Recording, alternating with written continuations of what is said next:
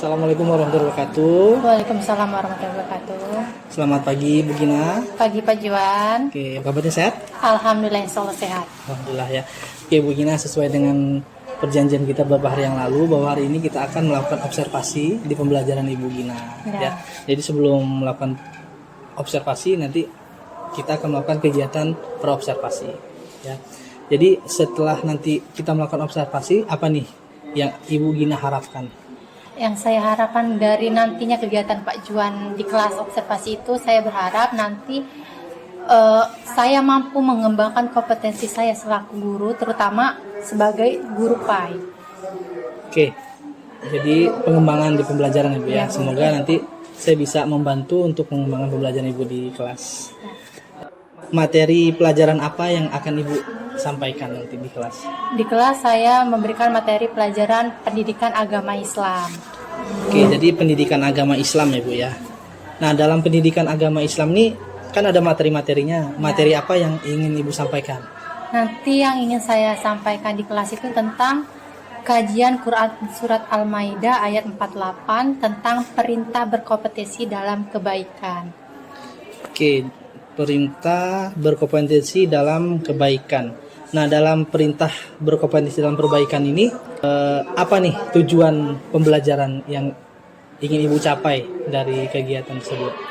Oke, untuk tujuan pembelajaran itu ada beberapa poin Pak Juan. Yang pertama itu siswa mampu menganalisis tentang Quran Surat Al-Maidah dan hadisnya yang berkaitan dengan berkompetensi dalam kebaikan. Terus yang kedua juga siswa diharapkan mampu membaca dan menghafal Quran Surat Al-Maidah itu dan hadisnya. Kemudian yang ketiga itu siswa mampu menjelaskan kembali di depan kelas mengenai materi berkompetensi dalam kebaikan. Dan yang terakhir itu siswa mampu mengimplementasikan dalam kehidupan sehari-hari. Oke, jadi sehubungan dengan hal tujuan yang Ibu sampaikan tadi nih, untuk pembelajaran nanti apa aja yang udah Ibu coba persiapkan? Oke, untuk pembelajaran nanti yang sudah saya persiapkan itu seperti bahan ajarnya, kayak modulnya, saya sudah mempersiapkan PPT misalnya itu ya. Terus kemudian video pembelajaran, nah yang berkaitan dengan materi yang nanti akan saya sampaikan. Oke, jadi pembelajaran yang akan Ibu siapkan itu perangkat ajarnya sebetulnya sudah sangat siap Ibu ya, dengan tersusun rapi. Nah, terkait dengan hal itu, apa yang menjadi kesulitan atau hambatan Ibu dalam menyampaikan materi pembelajaran nantinya? Oke, hambatan yang saya lihat di kelas pasti pertama karakter siswanya itu. Kan di situ di kelas banyak beragam karakter siswanya. Ada yang mudah menangkap pelajaran, ada yang agak sedikit sulit Pak Juan. Itu termasuk salah satu hambatan yang pastinya tiap guru pasti mendapatkan itu. Oke, dengan hal itu apa nih strategi yang akan Ibu lakukan dalam mengatasi kesulitan tersebut? Strategi yang saya gunakan nantinya itu saya menggunakan media pembelajaran yang beragam.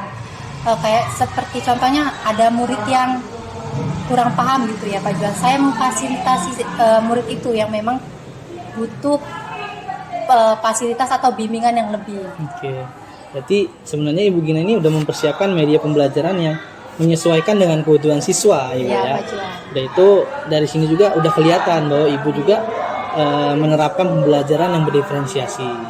Nah, dalam pembelajaran nanti kan pasti ada hal-hal yang masih berkurang atau belum siap lah. Kira-kira apa nih? Ada nggak kekurangan atau persiapan-persiapan yang harus dilakukan Bu Gina?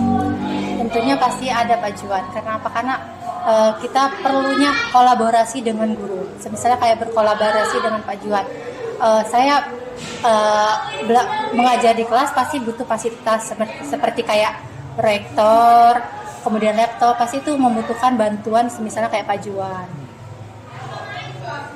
Ya, insya Allah nanti untuk keperluan yang lainnya itu juga nanti akan saya bantu untuk keperluannya. Ya. Jadi untuk itu udah bisa terselesaikan lah ya Bu ya. Ya, Pak Juan. Oke, setelah kegiatan observasi nanti kita kan ngobrol lagi nih terkait dengan apa yang sudah Ibu lakukan di kegiatan pembelajaran. Nanti baru kita melakukan kegiatan pasca observasi. Jadi dari pasca observasi ini kita melihat apa saja yang perlu Ibu tingkatkan nanti.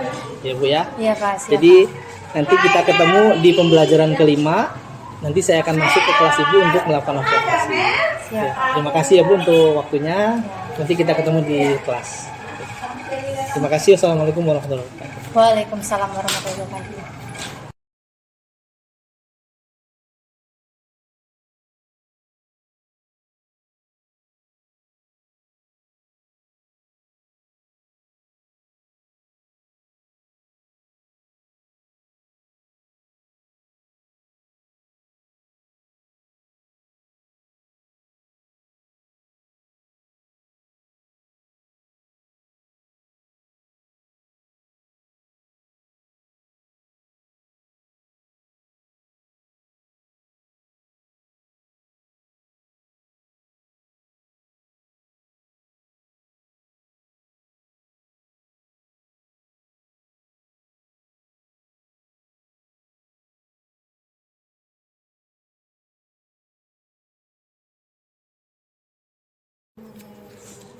Assalamualaikum Bu Gina. Waalaikumsalam Pak Juan. Gimana? Hari ini tadi kita sudah melaksanakan kegiatan observasi di dalam kelas. Alhamdulillah sudah berjalan baik ya. Oke, pada pertemuan ini kita akan melanjutkan kegiatan kita. Kemarin sudah kita lakukan pasca observasi dan tadi sudah kita laksanakan observasi di kelas dan selanjutnya kita akan melaksanakan pasca observasi, di mana tujuan pasca observasi ini adalah untuk mengevaluasi sejauh mana kegiatan pembelajaran yang sudah Ibu Gina lakukan di dalam Oke, kelas. baik Pak Juan. Nah, di dalam observasi tadi di dalam kelas, bagaimana perasaan Ibu Gina dalam pembelajaran di kelas? Ya, untuk walaupun ini bukan yang pertama kalinya, tapi saya masih ada merasa nervous ya Pak Juan ya. Tapi alhamdulillahnya semuanya berjalan dengan lancar. Oke, baik, alhamdulillah berjalan lancar ya. Memang untuk pertama-tama awal-awalan kita melakukan observasi atau supervisi, apalagi ini pertama buat Bu Gina, pasti ada tegang ataupun nervous gitu. Tapi alhamdulillah kita sudah berjalan dengan baik kegiatan observasinya. Nah, untuk kegiatan pembelajaran di awal di observasi itu sesuai dengan percakapan kita di pra-observasi, menurut Bu Gina pengembangan yang sudah Ibu Gina lakukan apa saja di dalam observasi tadi? Udah waktu praktek kemarin di kelas, pengembangan yang udah Gina terapkan tuh kayak tentang pengetahuannya, terus tentang keterampilan, di mana pengetahuan di situ murid digali untuk mengetahui materi yang memang saat itu dijelaskan, dan di situ juga murid diminta untuk presentasi, di mana kan di situ dilatih keterampilan murid untuk namanya melatih mental dia untuk bicara di depan. Oke, jadi untuk area pengembangannya di sesuai RPP pengetahuan dan keterampilan. Di pengetahuannya Bu Gina sudah menjelaskan tentang pembelajaran kemarin kan terkait dengan pendidikan agama Islam ya, dengan surat Al-Maidah. Kemudian keterampilannya mereka menguasai materi tersebut dan mempresentasikannya. Benar. Ya. Menurut Gina, apakah area pengembangan yang sudah Ibu Gina lakukan itu berhasil atau tidak dalam pembelajaran yang sudah dilakukan? Menurut saya sudah Pak, walaupun masih banyak ada sedikit kendala, baik seperti murid yang kurang menangkap apa materi yang saya jelaskan, kan karena karakter murid itu tiap orang beda-beda, ada yang mudah menangkap, ada yang tidak. Oke, memang sering kita temui untuk peristiwa seperti itu ya Bu ya. Ada siswa, dari beberapa siswa itu ada yang kurang menangkap materi yang kita berikan gitu. Nah, untuk mengantisipasi ke depannya apa nih akan Ibu lakukan agar siswa tersebut bisa fokus dalam menerima pembelajaran yang Ibu lakukan? Nah, untuk mengantisipasi itu nanti kita kelompokkan Pak Juan. Misalnya nih, anak ini minat mampu menyerap materi itu melalui visual atau kinestetik atau auditori. Nanti kita kelompokkan nih untuk mempermudah gimana kalau misalkan anak tuh ada yang memang daya serapnya itu melihat audio atau itu, kalau kita gabungkan itu nanti dapatnya terkendala di antara yang satu bisa menerima, yang satu tidak bisa menerima, karena kemampuan yang dia miliki itu berbeda dengan yang lainnya. Jadi kita kelompokkan. Oke, dikelompokkan ya. Jadi dalam kegiatan pembelajaran yang sudah dilakukan kan memang siswa-siswi itu sudah dikelompokkan. Apakah sebelumnya belum dikelompokkan sesuai dengan minat belajar mereka atau memang sudah tapi belum terarah lagi? Awal-awal pasti ada, kita lihat dulu pertama ada apa namanya, untuk membagi itu pasti ada, kita lihat dulu bagaimana itu murid, sekilas saja Pak. Kita itu untuk mampu kita lihat anak itu lebih jelasnya dia ke audio atau kinestetik, itu kita lihat lagi di saat pembelajaran. Nanti udah di situ kan kita lihat nih hasilnya Pak, baru kita kelompokkan lagi nih gimana yang anak itu emang benar-benar mampu belajar di kelompok yang audio atau visual gitu Pak. Oke, jadi saat pembelajaran Ibu lihat bagaimana belajar siswa itu, apakah sebelumnya Ibu belum melakukan peminatan atau melihat minat belajar siswa di awal-awal pembelajaran atau seperti apa? Apa memang saat pembelajaran baru melihat penilaian kegiatan belajar? Di awal kasih itu minat siswa itu apa. Terkadang siswa juga ada yang asal menjawab aja, minatnya dia misal visual gitu Pak, tapi kenyataannya di saat pembelajaran dia lebih fokus ke kayak audio gitu Pak Juan. Jadi memang di awal sudah melakukan pemetaan, tapi memang kadang yang mereka isi kadang nggak sesuai.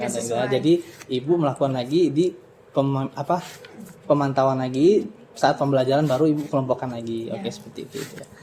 Nah, untuk kedepannya kan tadi Ibu sudah menyebutkan bagaimana kedepannya Ibu akan mengantisipasi kendala yang sudah Ibu laksanakan. Nah, kira-kira kapan Ibu akan coba melakukan perubahan ataupun masalah yang akan diperbaiki itu dalam pembelajaran?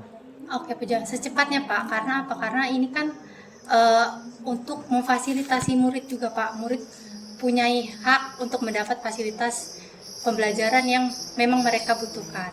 Oke, jadi secepatnya Ibu ya untuk melakukan perbaikan pembelajaran itu. Nah, kedepannya ada nggak orang lain atau pihak-pihak yang bakal Ibu libatkan lagi untuk kegiatan perbaikan tersebut?